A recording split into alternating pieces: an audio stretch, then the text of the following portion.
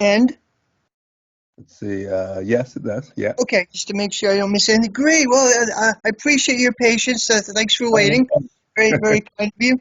Introduction here. This is Kate with another video. Hope everyone's doing well. If you enjoy my content, please like and subscribe. Today we have John Parker from the Socialist Unity Party, I believe, and you're a co-founder of the Harriet Tubman Center in Los Angeles. Yes. Harriet Yeah. Tubman Center for Social Justice. And I'm on my way getting coffee here. Okay, yeah, I have my coffee right here. I can't start the day without it. Yeah, coffee's great. So you're co-founder of the Harriet Tubman Center for Social Justice in Los Angeles. You're a journalist with Lucha Struggle newspaper, and you were in the Donbass last year. I interviewed you when you got back. That was fascinating interview. And you ran for the Senate in 2022, and you're running for Congress this year. And I believe in Los Angeles, I believe it's the 37th district, if I have that correct. Yeah, 37th District in California. Okay. And I think the volume is kind of low here. Hold on. So I believe, so I believe you did 8 last year. You did fairly well for a third-party candidate. You got 8th place, if I remember. Yeah, eighth place, got 105,000 votes, which Okay. is, I mean, I knew I wasn't going to win, but it's a good way to get the message out. Yeah, Uh, right, sure. It's the and Leninist theory of running for elections to build a movement, help get the message out, help educate people. Because yeah, it's, what's it was an anti-imperialist message is blocked in the mainstream media, pretty much. absolutely. And usually it costs so, I mean, usually it's the one who pays the most gets the most. But in my case, the person, I came in eighth out of 27 people. The person who came in 10th, I think he's a billionaire. He spent $7 million on the campaign. I think I Whoa, spent yeah, $4,000. yeah, whoa, $7 billion. That's a lot. That's a lot. A million, yeah, $1 million. 7 million. Yeah, that's still a lot. That's a lot. And Yeah. big donors. They want their return on their investment. What other candidates were running? Were there any other leftist candidates running? Like the Uh, SWP I always think runs people. last time there was an SWP person, and who else? Green Party, Okay, um, and other folks. This time there's only 3 other people running for the congressional district. okay.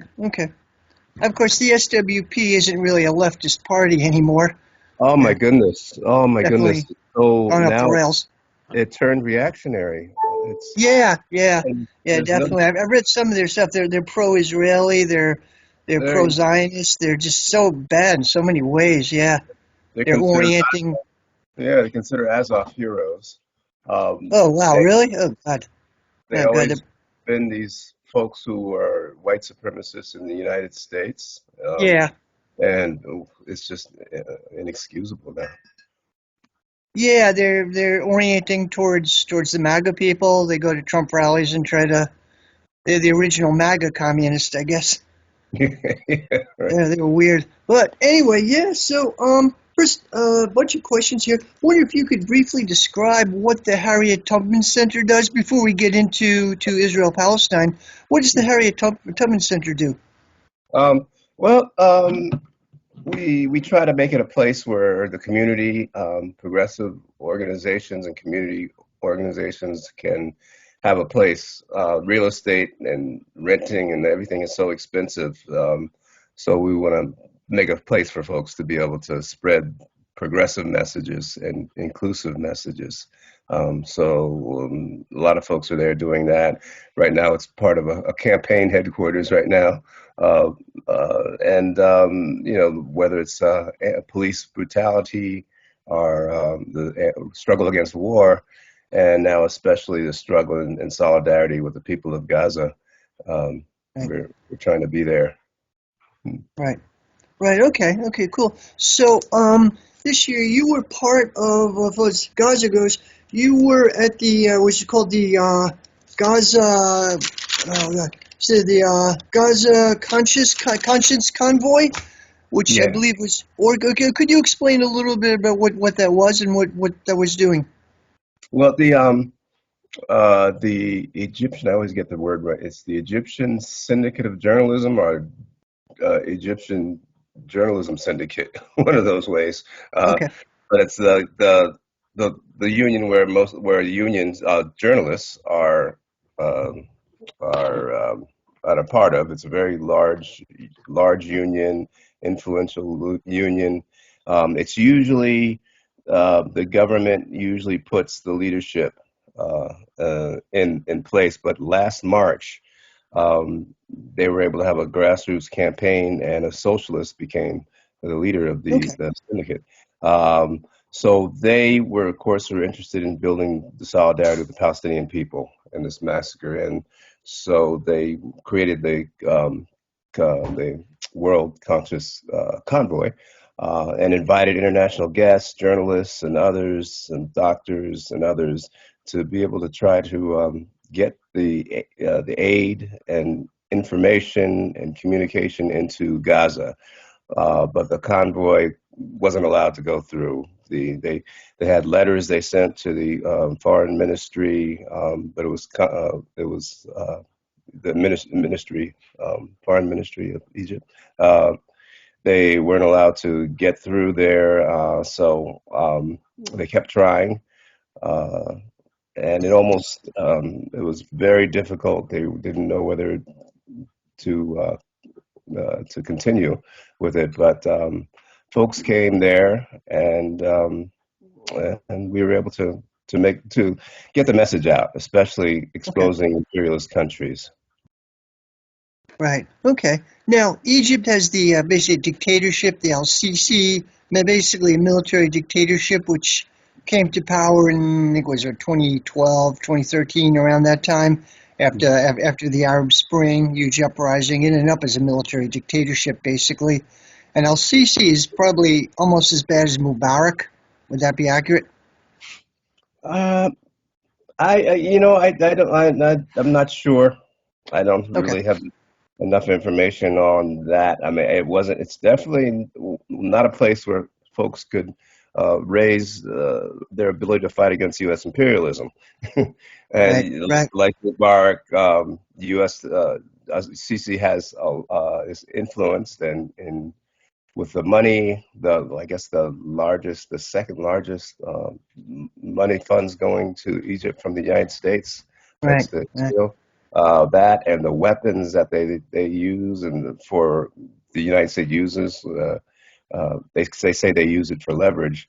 But anyway, the influence basically, and they do what the United States says. Right. And Egypt is complicit in Israel's blockade of Gaza. They blocked the Rafah crossing, and they're going along pretty much with Israel. Although they're complicit in this blockade, the horrible Israeli blockade since 2007, Mhm. and the situation in Gaza is a humanitarian catastrophe right now. Yeah. What I've read, I don't know what the death toll is, over probably 24, 25,000 officially, with another 8,000 unaccounted for, like in the rubble, so it's probably close to 40,000 right now. Pretty horrific. And 70%, I think it's like about 70% women and children. Um, Yeah, yeah, lots and lots of children, almost maybe 50%. Um, and yeah. it's really because of the syndicate and the Union of Journalism, it seems like their news is a lot more. I don't know. It's just, you can get more truth and Okay, Egypt in the news anyway than you do in the United States or other imperialist countries sometimes. But uh, the the solidarity and the anger that the people in Egypt have against the Israeli attacks that are going on, and the massacres and things, it's universal. Even the corporate media seems to have the same opinion about being against these attacks and things, and no condemnation of Hamas that the U.S. demands. The people are there, but the government is far different, but they don't want to look like that. So they even tried to have their own convoy before, um, but it was really a way to try to stop the influence of the syndicate of the journalist syndicate. So they're trying to hide their complicity in the United Right. States. But when Right. they arrested us, Right. that Right. exposed that a little bit. Right. Now, the convoy you were on, how many people were there? And was it like there were civil ships and they like tried to get into Gaza? Or what happened exactly? So yeah, so uh, we couldn't get out of Cairo. Um, Okay, you were in Cairo. Okay, okay. yeah, we were in They wouldn't Cairo, let you out of Cairo. and Okay. so the other thing we thought we would do was go to Rafah and you get at the border and just sit there and have a sit down demonstration or something. But he couldn't even get out of Cairo. So Right. All so right. You were arrested at one point? yeah. Well, uh, we did a couple things. We went to the U.S. Embassy of the U.S. Embassy in Egypt, and some of the Egyptian lawyers were able to get us to a meeting there. It was kind of hard, but we got a meeting there, and we wanted to make a point that the U.S. knew what it was doing. So we were talking about the horrors that were going on um, and the complicity that the U.S. was in these with Israel and supporting it and funding it and weapons and all that stuff. And we are asking, well, can't you? We know you have influence in Egypt, so why can't you use that influence to let the convoy go through? And we only had 2 days of the ceasefire, the Right. temporary Okay. ceasefire that they had. That was an extension to two more days. And we knew that if we didn't get this convoy in those 2 days, then it wasn't going to happen. And the U.S. just said, "Well, we don't have any influence." Yeah. All And he right. said, "Well, why do you send all these weapons to Egypt and the fund?" And he said, "Well, we do it so we have leverage." Oh, you say you have no influence, but you said so. They're just nonsense that they're talking. But we wanted to put it on record that they acknowledge that it's massacres are going on, but they don't want to do anything about it. So yeah, that was so we did that, and then we went to the agency that deals with the letters that the permissions that go through. I think it's the foreign ministry. I think I'm saying it wrong, but um, it's the ministry industry and industry in Egypt, the government agency in Egypt that does that. I'll get it in my notes in here somewhere. But so we went there to petition, send a letter. Before we sent the letter, we decided we unfurled a banner. We had a banner that said, "From the river to the sea, Palestine will be free." And it took about 2 minutes before the security came and got it and arrested us. Yeah. Person from Argentina, Australia, France, and myself from the U.S. Were arrested and taken to another police station, and very militarized. Like it's really like a military institute place. Right. But then we went there and we were kept there for 24 hours before anybody knew where we were. Um, and it was interesting. I was able to get uh, the information out that we were there, and after Mhm. that, I think that was 31 hours. We left there, another 6 hours it took to get to the airport. But I think if we didn't get that information that we were there, I don't know what might have happened. Right. So there was international solidarity with you anyway. Yeah, Yeah. yeah. U.S. Sorry. government probably didn't care very much, but there was No. some publicity about it. No, they never sent anybody. When they found out where we were, the embassy didn't send anybody. And it was Yeah. really up to the lawyers in Egypt who helped us get there. And one of the things that the protests in Egypt is not allowed at all. But in Cairo and at the syndicate, the building there where the union is, they can have protests legally, but they can't do it. They have to do it in the building. So they're outside on the steps, outside and facing the sidewalk, and but if they step off of those steps and get arrested, Yeah. so we knew that if we wanted to have some kind of a protest or something um, that was public, we had to do it. It just had to be international guests. Um, so we'd either get deported or something, or just usually it's like a couple hours and they let you go. But with us, it was a different story. Right. That's interesting. Wow. So how long you were there for, like 3 days altogether, or 3 or 4 days? Let's see. I think we got there the 21st. I think it was there for almost 2 weeks. Um, Okay, 2 weeks. Okay. Okay. Well, that's interesting. Would there be any chance you could have gone? Probably you couldn't have gone through Israel, gone the other direction towards. I guess they probably wouldn't let you into Israel, obviously. yeah, I don't think they would let us there or anything. And folks were trying to get through. We were trying to put pressure on Jordan to get Yeah. aid and things through there as well. But Right. yeah, Right. after those 2 days, things. Uh, Yeah. and it was interesting that after we went to the embassy, U.S. embassy, and 2 days later we went to the ministry. But when we were at the one day after had that trip at the embassy, I think it was on Tuesday. The U.S. sent aid, airlifted aid, which was supposed to be an unprecedented amount of aid that had gone there. And they said, they wanted to do this for 2 more days, three. This was the first of three. They only got one. They said before the ceasefire stopped again. But we were Yeah. wondering why now, after all these people were killed, well, at least 10,000 by that time. Why is it there just now? So I was wondering, did our trip put some pressure on them or something? Hmm. They don't like it. They don't like being exposed. Yeah. Yeah. Yeah. Interesting. They are being exposed though in the media. Like Israeli leaders are pretty much openly talking about genocide and ethnic cleansing. They're openly admitting it, really. Mm. And get these weird TikTok videos which IOF members post on TikTok. They're like dancing and goofing around while they're committing literal genocide. It's kind of bizarre. Yeah, yeah. And Yeah,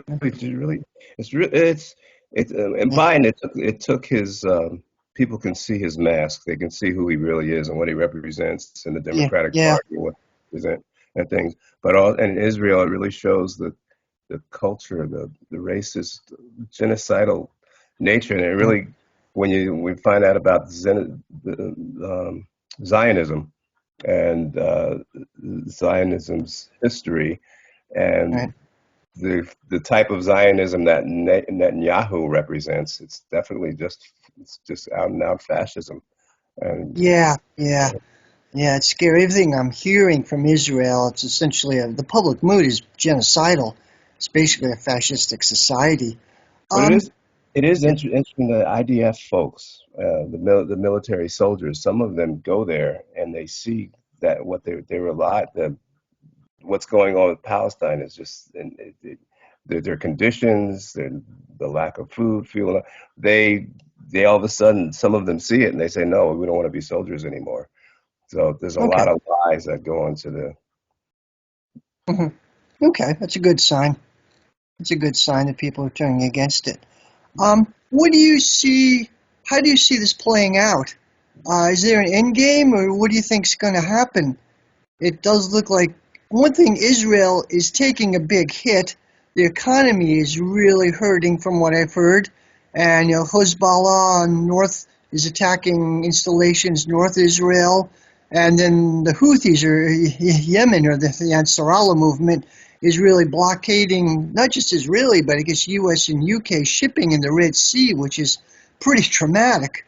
Yeah. And Biden seems to be escalating it, attacking the Houthis, like they're trying to stop a genocide. They're the good guys, but so how do you see this playing out? Israel's not able to defeat Hamas.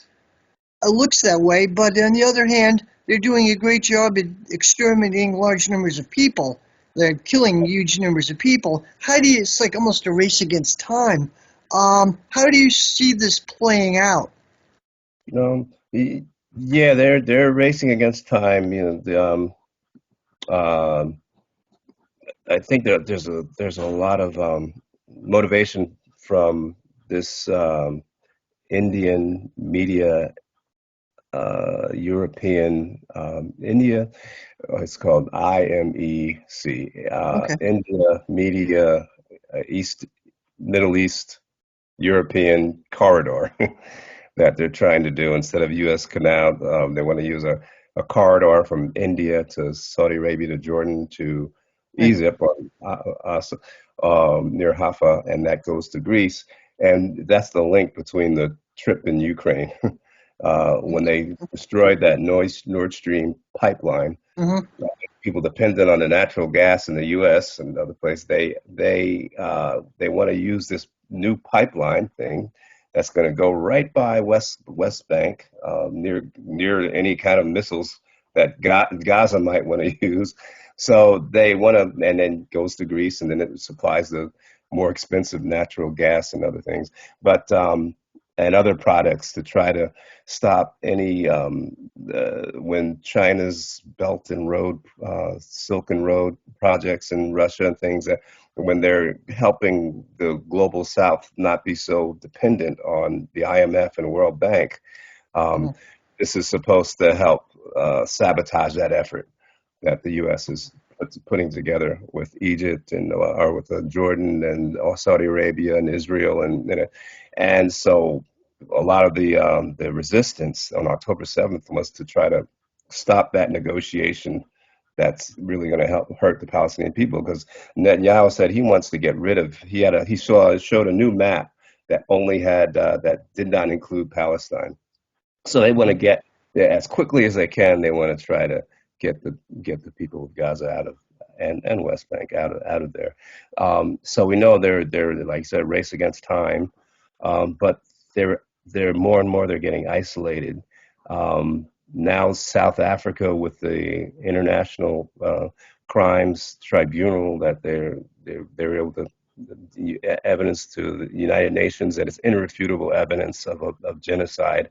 So I think they realize their time is getting shorter and shorter, and with the Ansara, the word Ansara, who they call them Houthis, but it's really Ansara Allah, something like from Yemen. They're going to continue to fight back and stop the genocide going through the Red Sea and things. But the U.S. is pushing the war even further against bombing. But Hezbollah is now the war is now on the north as well. So I don't know how long the U.S. thinks it can support this. Um, but Biden is losing the support. The Republicans are losing the support. People are starting to look at alternatives to the Democrats and Republicans, and and they're willing to do things that put business as usual, from highway stops, sit-ins, things like that, and it's going to get more militant. I think these frequent demonstrations of millions, and they're going to shut down profits, and hopefully, when that means shutting down their ability to create wealth, because labor decides. The United Union of UAW, the United Auto Workers, large union, and this is the first time a union came out and said they were criticizing Israel and calling for a ceasefire, and that's catching on. So when the unions and the labor movement gets activated, they have the power to take the system down. um, so I don't know how Mm-hmm. long it's going to be, but I know Layla Khalid Oh yeah. um, said that the resistance is not going to stop. She said it's what's going on is horrible, but the people are not going to stop the resistance. The people of the young people are there. What's his name?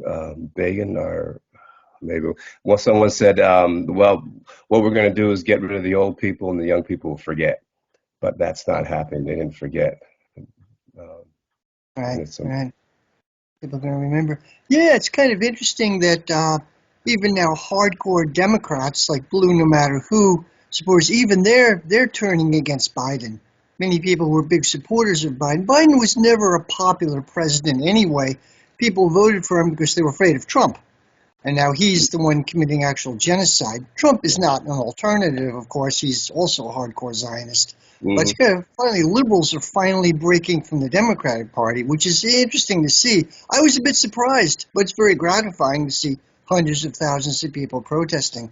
Yeah. I was surprised myself, but major anti-war movements started within a couple of months, and that's a good sign. Yeah, yeah, it's really good, and it's mostly here anyway. Some of the largest demonstrations are from the some of the Palestine youth movement and other and Out Loud, of course, and others. But they're really taking the lead in these demonstrations, and now the rest of the community is much more in solidarity and things. We have to make sure that. Um, all the oppressions that are going on in the United States. There's so much oppression going on. It almost seems like they're pushing fascism when they're talking about abortion or trans rights or any rights or pushing racism, police brutality. It's another year uh, of record killings by the police, and of course, Right, much disproportionately against black and brown people. Um, but when those struggles link up with the struggle which they are more and more, but when they're going to come up and they're going to realize there's a common enemy, and they have a lot of power when we look at each other and see how much power we have to stop the flow of profits. right, right, right, right. Yeah, yeah. And it's interesting, the ICJ, according to South Africa, like the Israel had close ties with the apartheid regime in South Africa, and people in South Africa remember this. So I think they have good reason for that. How do you, how do you think that'll play out? Well, I know it'll take them years to make a ruling, but they're supposed to have a preliminary ruling within a week or so, as far as I understand. Does it look good? Will South Africa win their case? How does it look? And if they do win their case, what happens then? Will Yeah, UN sanction Israel? What's going to happen with that? I don't know if the international commission is if they have the courage to do what they need to do, because a lot of in history it seems like they Yeah, um, they they will indict everybody except the United States and imperialist countries, right, which right, does far more damage. But they right. usually don't do anything about it. But and Yeah, when they have teeth, it goes against Saddam Hussein or Milosevic or yeah, somebody else. But right. so I think they were forced by the prestige of South Africa internationally, and especially in terms of, like you said, apartheid in Israel. Mm, So they were forced to. So hopefully they do what they need to do, but most likely the pressure by the United States is not gonna allow any real teeth in what they do. I mean, right. they've called for the arrest for African leaders and things, but I don't think they're going to call for the arrest of Netanyahu. No, no. Yeah, the ICC, the International Criminal Court, they only like called for the arrest of African leaders or Balkan leaders, but never any like countries in the global north, Europe, Northern Europe, or the U.S. They never, and the U.S. doesn't even recognize the ICC anyway.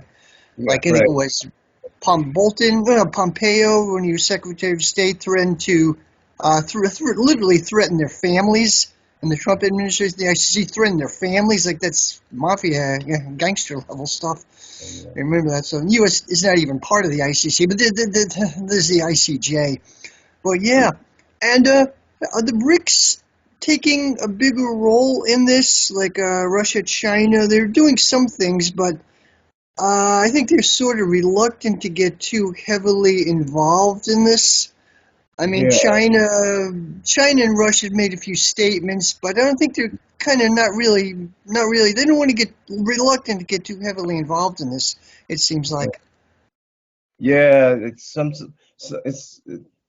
does seem disappointing when so much horrible things like that. As we speak, we know hundreds of babies are being killed and bombed, and but I wonder if things are, 'cause they're very diplomatic, and maybe some other things are going on that we may not know about now. But I know that you know they have to be caught. The United States has to be cautious in going and bombing Iran when Yeah.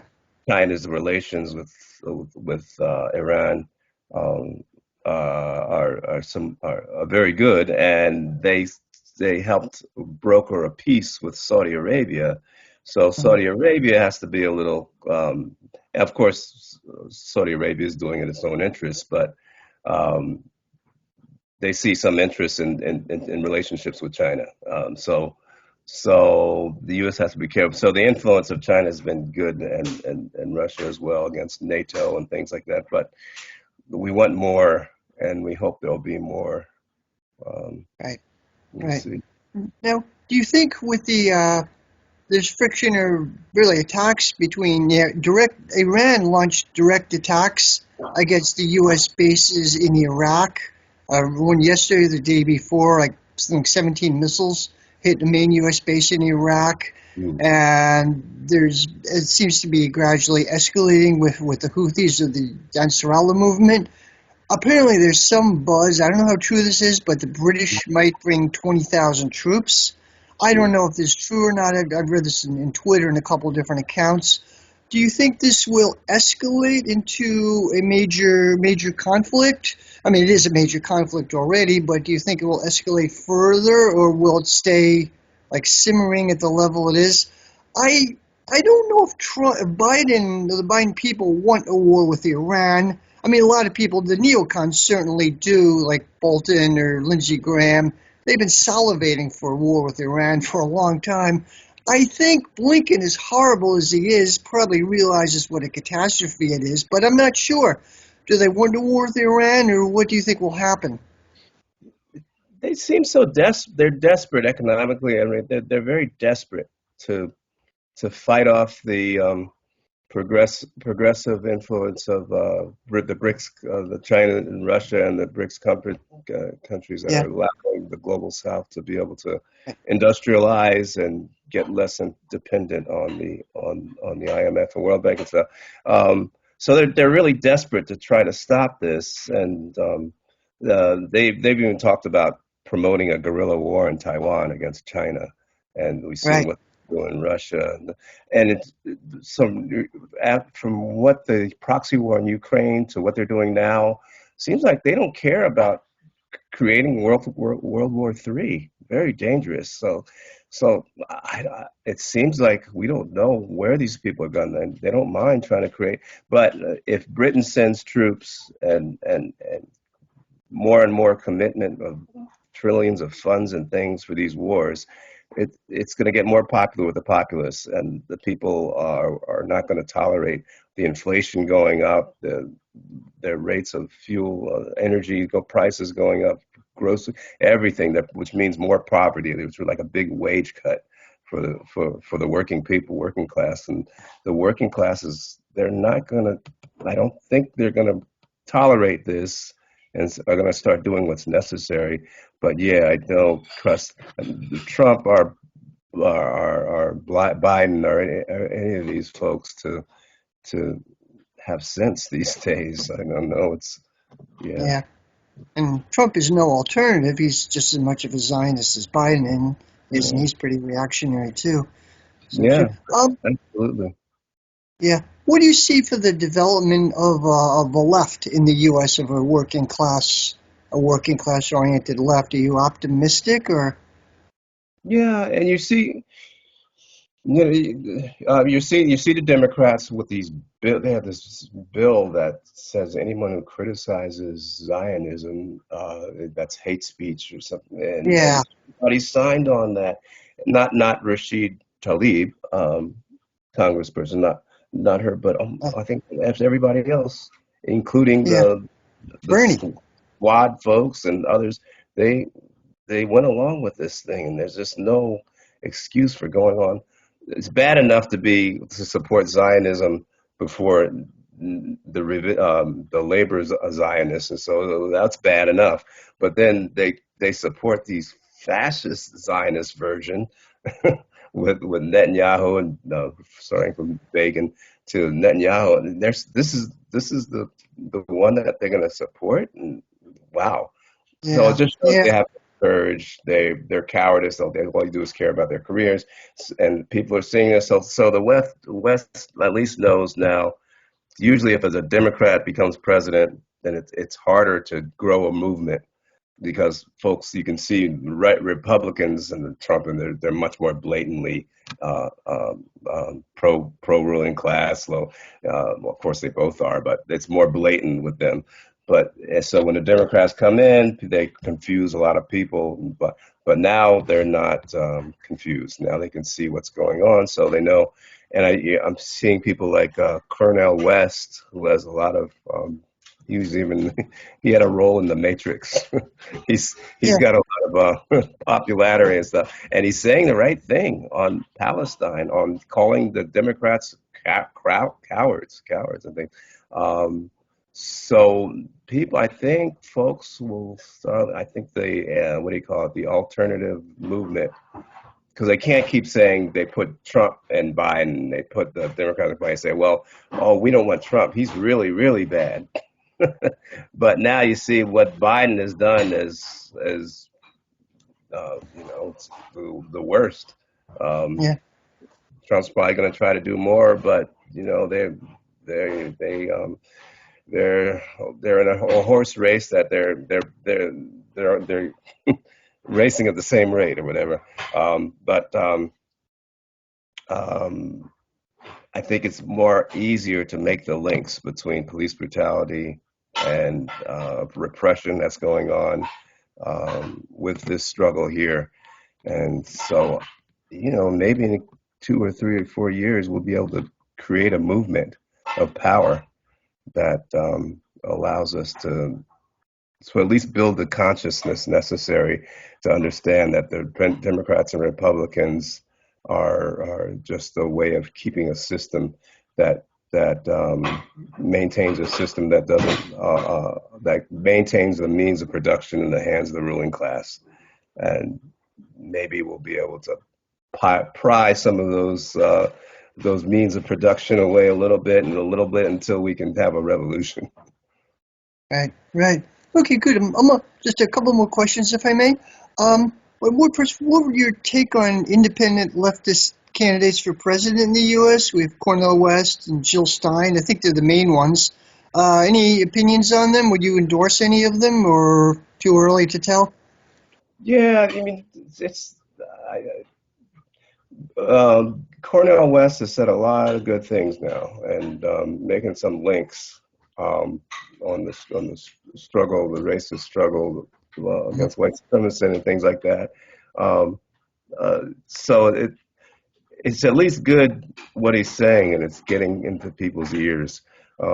There's some other, there's some other organizations that have other candidates in the Peace and Freedom Party. Um, and Jill Stein. I never really hear Jill Stein saying much about socialism or anything like that, or Yeah. stuff. Yeah. But, True. True. but who knows? Maybe she'll.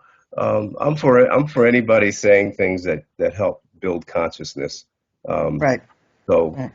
hopefully I'm hoping the campaign that I'm going to do is going to maybe help put some allow people to feel like maybe it's necessary to not enable a system, but Right. Okay.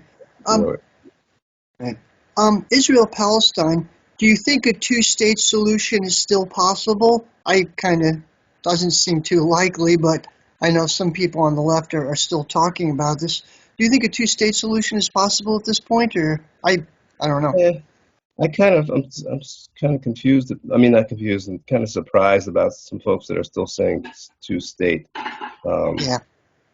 things, but because we know that Okay, you got one state with what do you call that thing David had, the slingshot. You got who have a Hmm. state with slingshots, and you have a state with whatever 200 nuclear weapons or something. So Yeah, yeah. it's Well, it's just a disproportionate. Right, continued occupation. It's going to need it has to be one state, Palestine state, and a state that goes back to when Jewish people, Muslim people, Christians, atheists, they would there would be a grouping of folks who would intermarry. It was just people who had equal rights and right, as much right, as they could. Um, but so when they say we need a Palestine state, we're not saying anything against any religion, any ethnicity. We're just saying we need a state with equal rights and a system that doesn't allow the slaughter of children and other folks, and more right. democracy. They say, they say Israel is the only democracy. Wow, a Yeah, democracy with bombs, that are yeah. hitting. Like almost half the population Israel's occupied for 50 years have no rights whatsoever. They've occupied the West Bank and Gaza for about 50 years, and it's about 7 million people altogether, almost half the population under Israeli state control, and they have no rights whatsoever. That's not a democracy. Yeah. It's interesting too. The first before 1948, the Zionists that were going there to do an experiment, things like that. Some of them, the most reactionary ones, Goebbels from Germany, Hitler Germany, came and gave people awards with the swastika on one side and then another emblem or something. And um, before, yeah, that the relationship with these most reactionary folks who formed the Likud party, those folks they seemed like they really didn't have a problem with it, with Hitler's Germany, uh, Yeah, yeah. They and made they overtures. the ideology on, just changed it around so it's Jewish people or Israeli people, and now we're gonna make everyone else. Now we're the super. So yeah, it's interesting, and even Einstein was um, sent a letter to the U.S. government about being aware of Menachem Begin, um, who started the Likud party, and the fascist relations with this person. So it's a lot of good company. There's a lot of Jewish company, Jewish Voices for Peace, and other folks. There's a lot of good company and folks who are also anti-Zionist, and we're seeing a Right, lot more of right, that today. right, right. So Jewish Voices for Peace and many Jewish people in the BDS movement. That's yeah. That's so. Do you support? How would you feel about the BDS movement? I support it, but there are actually some socialists who don't support it on the grounds that like boycotts are liberal or a liberal tactic or sanctions. You're begging capitalist institutions. I disagree with that. But how would you feel about the boycott divestment movement towards Israel? It's funny because the early Zionists were critical of the boycott movement as well, Okay. for the 1930s and stuff. But whatever works, whatever it puts more pressure on the capitalists and the folks who are, it's in their interest, profit wise, to support Israel in the military industrial complex and Boeing and all those and Lockheed and all those. Um, they're not going to stop until they feel some pressure, financial pressure, something that denies some of their profits or could possibly potential to do that. Of course, they're going to be against a boycott, but we have to do whatever is necessary by any means necessary to stop this support for the slaughter by Israel. Right. Uh, I don't know how many U.S. states, at least 20 states, I believe, have laws banning, like if you do business with the state government, you have to sign a waiver that you don't support boycotts against Israel. It's been Mm, challenged in the courts. Abby Martin, the journalist, challenged it in Georgia, and someone is challenging in Florida, here and there. mm, But still, they really hate that. They really crack down. That's kind of interesting. yeah. Yeah. Um, in Israel itself, do you see there is some unrest within Israel? There are protests against Netanyahu. There were huge protests in 2020, 21, and even into October of last year. There were huge protests against Netanyahu. But it seems like the protesters were also Zionists, like soft Zionists anyway. Some people feel or have hope that the Jewish working class will maybe in Israel will join with the Palestinians and rise up. I don't think that's super likely. Or there was the tent movement in Israel around 2012, huge protest movement against the high price of housing. Mm, But as far as I know, these protest movements did not involve the Palestinians or the Arab Israelis. mm. Do you think there's revolutionary potential in the Jewish working class in Israel? Will they play a role, or will change mostly come from outside? Mm. Well, yeah, we know the economy is a wreck in Israel now, and it's affecting the working class. Can they get rid of the basically a white supremacist ideology that they have to see their own interest? I think more and more are today, but also we know in the earliest Zionist movement um, after 48. That the Netanyahu portion of Zionism was attacking the Palestinian, I'm not the Jewish people who were in support or even dared to criticize the Zionist government and actually killing folks doing that. So I wouldn't be surprised that we won't if we don't see some more repression against Jewish people or Israeli people in that are that are criticizing the government. I remember there are some folks who are saying they're getting death threats just from these things. So um, they can try to push it down, but they're going to get more. The Israeli government is going to get, and Netanyahu's government is going to get more isolated doing that. So hopefully there will be a movement, and a lot of folks are leaving. They want to leave Israel. Yeah, yeah, It's kind of dangerous for them, but they did. We saw the settler movement was so. The United Nations reported about in September how violent they were becoming more before October 7th. Um, there's a push to push these most reactionary folks to clear Gaza from the people that live there, and so they're trying to use settlers and all these kind of stuff. So there's that as well. But yeah, I think it's hard to see the information of what's really going on though yeah. in Israel culturally. Right, right. Okay, interesting. Oh, cool. Well, I can't think of anything else. Is there anything you'd like to add? Oh, well, yeah, I guess that's all. I was just reading this thing from Layla. Yeah.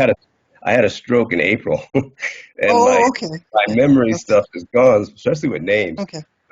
But it's Layla Khalid, right? Leila Layla Khalid. Khalid, the Yeah. PFLP, yeah. Popular Yes, Front for Liberation of Palestine, yeah. yeah. She had a great statement on the continuing of the struggle, um, and um, just very inspiring to see that the courage of the Palestinian people.